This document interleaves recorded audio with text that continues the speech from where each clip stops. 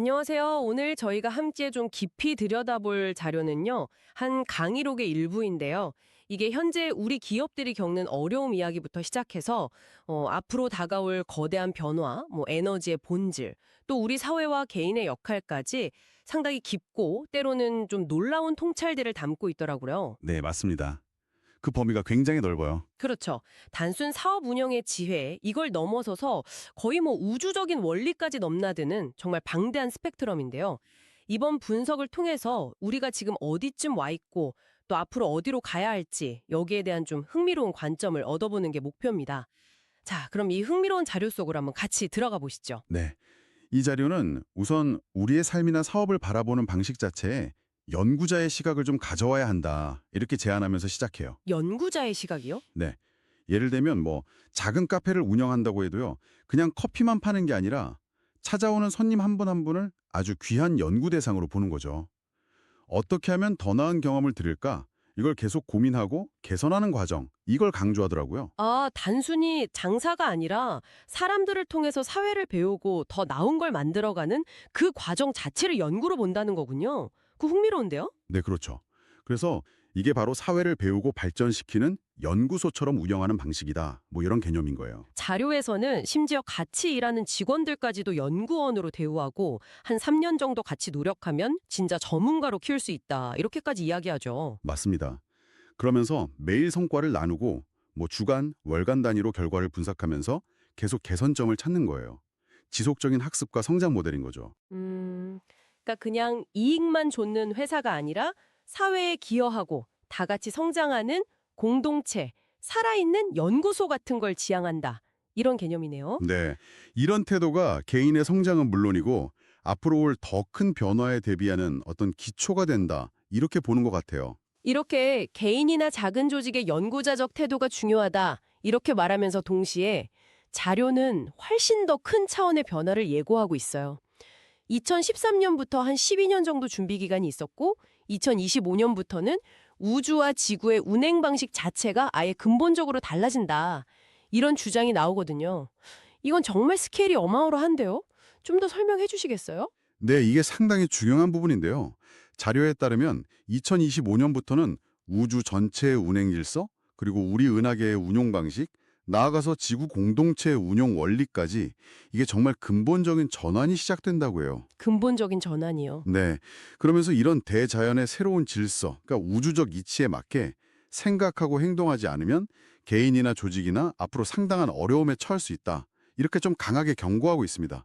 마치 자연 법칙 거스리면 힘든 것처럼요. 와, 우주의 질서가 바뀐다니 상당히 파격적인 주장인데요. 그럼 이 변화의 배경은 뭔가요? 아까 에너지에 대한 좀 독특한 설명이 있다고 하셨잖아요. 그렇습니다. 이 변화를 이해하려면 이 자료가 제시하는 우주의 에너지에 대한 좀 독특한 관점을 먼저 볼 필요가 있어요. 우주에는 크게 두 가지 종류의 에너지가 있다고 설명합니다.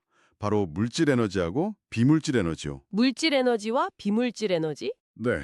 먼저 물질 에너지는요. 근원적으로는 딱 하나인 미립자 에너지래요. 근데 이게 어떤 환경, 어떤 조건에 놓이느냐에 따라 변하면서 우주의 모든 물질, 즉 눈에 보이는 유형의 존재를 구성한다고 말합니다. 근데 흥미로운 건 이 근원적인 물질 에너지를 하느님, 즉 유이신하고 똑같이 본다는 거예요. 하느님이요? 에너지인데? 네. 우리 몸을 포함해서 눈에 보이는 우주의 모든 건 이 하느님이라는 거대한 에너지의 일부다. 혹은 세포 같은 거다. 이런 비유를 쓰더라고요. 와우.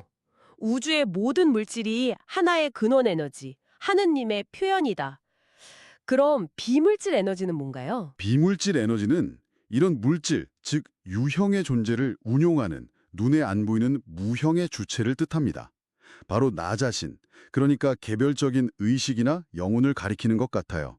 자료에선 이걸 복수형으로 신들, 즉 개체신이라고 부르거든요. 신들. 아, 개체신. 네, 우리가 보통 영혼, 정신, 아니면 조상신, 천신 이렇게 부르는 다양한 이름들이 있잖아요. 각자 고유한 개성을 가진 그런 비물질적인 존재들을 다 포함하는 개념으로 이해하면 될 것 같아요. 이 신들이 하느님의 물질 에너지를 써서 삶을 경험한다. 뭐 이런 구조인 거죠. 야, 정말 독특한 세계관이네요. 하나의 근원 물질 에너지, 하느님이 있고 그걸 운용하는 여러 개별적인 비물질 에너지, 신들, 즉 우리 자신이다. 이런 설명이군요. 그렇다면 이런 우주적인 관점에서 봤을 때 우리 인간의 삶, 특히 지금 이 시대를 사는 우리의 목적은 뭐라고 하나요? 아까 뭐 마지막 생일 수도 있다. 이런 말도 있었는데요. 네, 그 부분이 이제 중요하게 연결되는데요. 이 자료의 관점에서 보면 현재 인류의 한 30% 정도는 이번 생이 육신을 가지고 지구에서 사는 마지막 기회일 수 있다는 거예요. 마지막 기회요? 30%나요? 네, 그래서 이번 생에서는 이전과는 다른 좀 더 높은 차원의 삶을 살아야 할 필요가 있다는 거죠. 그 핵심 과제로 사람을 널리 이롭게 하는 삶을 살아야 한다. 이걸 강조합니다. 개인적인 성공을 넘어서 타인과 사회에 기여하는 삶이 중요해진다는 뜻이에요. 사람을 널리 이롭게 하는 삶. 네. 근데 특히 대한민국 사람들한테는 여기서 한 걸음 더 나아간 사명이 있다고 말해요. 바로 인류 공영에 이바지하는 삶입니다. 인류 공영이요? 그냥 주변 사람이 아니라 인류 전체. 네. 단순히 주변을 이롭게 하는 걸 넘어서 인류 전체의 번영에 기여해야 한다. 어찌 보면 굉장히 거대한 목표를 주는 거죠. 그리고 이 사명을 깨닫고 실천하지 못하면 개인적으로든 사회적으로든 어려움을 겪게 될 거다. 이렇게 경고를 합니다. 이게 아까 말한 2025년 이후에 새로운 우주 질서와도 관련이 있다는 거고요. 인류 공영에 이바지하는 삶. 뭐 익숙한 말이긴 한데 이게 한국인에게 주어진 특별한 사명이고 이걸 못하면 어려움에 처한다. 이건 상당히 무게가 다르네요. 그냥 도덕적인 이야기가 아니라 시대의 운용 원리랑 연결된다는 거잖아요. 그렇습니다.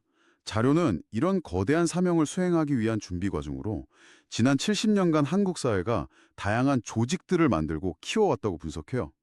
혼자서는 큰일 못하니까 힘을 합쳐서 시너지를 내려고 기업, 정부, 종교단체, 사회단체 이런 다양한 조직들을 만들고 발전시켜왔다 이거죠.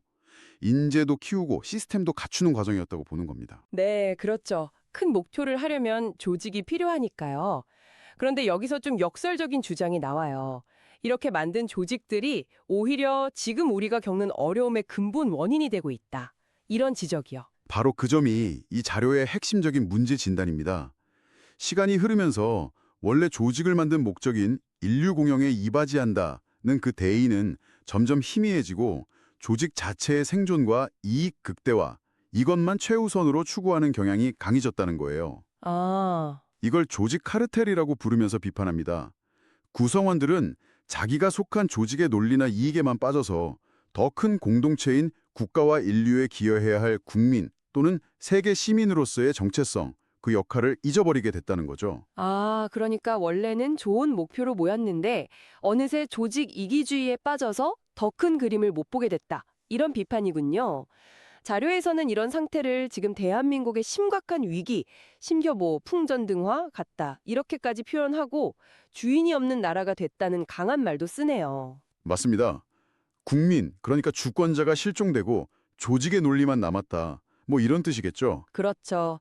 국가의 주인인 국민 개개인이 주체적으로 생각하고 행동하기보다는 그냥 거대 조직들이 만들어 놓은 틀 안에서 조직원으로만 살아가게 되는 상황. 그리고 이 거대 조직들이 자기 이익을 위해 사회 전체 방향을 막 좌우하려고 하면서 갈등이랑 비효율이 생긴다. 이게 위기의 본질이다. 이런 진단이네요. 네, 바로 그겁니다. 조직 카르텔 문제 정말 심각하게 들리네요. 각자 자기 조직만 챙기다 보니 사회 전체가 방향을 잃었다는 지적인데 그럼 이 위기를 극복하고 다시 인류 공영이라는 원래 사명을 회복하려면 어떻게 해야 하나요? 해법은 뭘까요? 이미 조직들은 너무 커졌다고 했는데요. 여기서 다시 좀 희망적인 메시지가 나옵니다. 2013년 이후로 지난 70년간 잘 성장해온 한국의 조직들이 이제는 그 역량을 바탕으로 국제 무대로 나가서 인류 사회에 기여하고 빛을 발할 때가 됐다고 말해요. 이제 때가 됐다. 네, 중요한 건 방향인데 여기서 하나의 올바른 본보기를 만드는 게 핵심이다. 이렇게 강조를 합니다. 하나의 올바른 본보기. 그게 무슨 뜻이죠? 그러니까 단 하나의 기업이나 단체라도요. 조직 이기주의 이걸 넘어서서 정말로 인류 공영이라는 가치를 실현하는 성공적인 모델을 보여주면 그 빛이 마치 어둠 속 등대처럼 다른 모든 조직들한테 영감을 주고 길을 밝혀줄 거라는 거예요. 도미노처럼요. 그렇죠. 도미노처럼 긍정적인 변화가 쫙 퍼져나갈 수 있다. 이렇게 하는 게 맞고 또 이렇게 해도 성공할 수 있다는 걸 보여주는 샘플, 이게 필요하다는 이야기입니다. 하나의 성공 사례가 전체 시스템을 바꾸는 기폭제가 될 수 있다. 강력한 메시지네요. 그런데 그 올바른 방향, 즉 바른 아젠다는 누가 어떻게 만들어야 할까요? 기존의 조직 카르텔화된 기업이나 정부에만 맡기긴 어렵다고 했잖아요. 바로 그 지점에서 사회부모라는 새로운 개념의 주체가 등장해야 한다고 제안합니다. 기존 조직의 틀을 넘어서는 새로운 접근이 필요하다, 이런 인식에서 나온 것 같아요. 사회 부모요? 처음 듣는 용어인데 어떤 의미인가요? 어떤 역할을 하는 존재죠? 부모라는 말이 뭔가 의미심장한데요. 네, 사회부모는 특정 조직의 이익이 아니라 사회 전체의 건강한 발전을 위해서 자발적으로 모인 사회연구원들이다, 이렇게 설명해요. 마치 부모가 자녀 걱정하고 바른 길로 이끌려고 하듯이 우리 사회가 직면한 문제들을 깊이 연구하고 분석해서 시대가 요구하는 올바른 방향, 그리고 대안, 즉 신패러다임을 제시하는 역할을 해야 한다는 거죠. 신패러다임. 네, 아마 그건 기존의 조직 중심 사고를 넘어서는 인류 공용이나 상생의 가치에 기반한 새로운 운영 원리나 비전, 이런 걸 의미하는 것 같아요.